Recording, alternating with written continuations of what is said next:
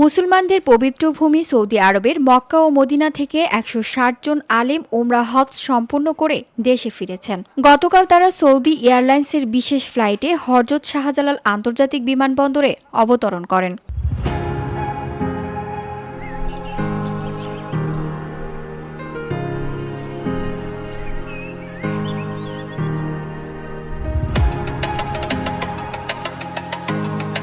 উল্লেখ্য, এই আলেমদের জামাত সৌদি আরবে ১৬ দিন অবস্থান করেন এবং উমরা হজের পাশাপাশি বিভিন্ন ঐতিহাসিক স্থান ভ্রমণ করেন। বিমানবন্দরে তারা স্বাগত জানান জাতীয় জামাতা ফোরামের সভাপতি ও বাংলা পোস্টের ভারপ্রাপ্ত সম্পাদক মোহাম্মদ অলিদ বিন সিদ্দিক তালুকদার। এছাড়া বিভিন্ন মাদ্রাসা, মসজিদ ও খানকা থেকে আগত মুসল্লিরা উপস্থিত ছিলেন।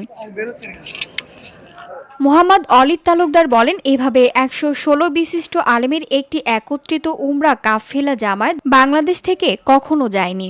এটি মুসলিম উমরার জন্য স্মরণীয় একটি ঐতিহাসিক ঘটনা। কাফেলার নেতৃত্ব দেন শাইখুল হাদিস আল্লামা আহমদ শাফি রহমান এবং শায়েখ আল্লামা মক্কার খলিফা মৌলানা কামাল উদ্দিন শিহাব কাশিমি। মৌলানা কামাল উদ্দিন শিহাব কাশিমি বলেন, ওমরা একটি বিশেষ আত্মিক সফর যা আমাদের মনে শান্তি ও স্থিরতা প্রদান করে। আমরা আল্লাহর দরবারে হাজিরা দিয়ে বাংলাদেশের জন্য এবং সকল মুসলিম উমরার কল্যাণের জন্য দোয়া করেছি।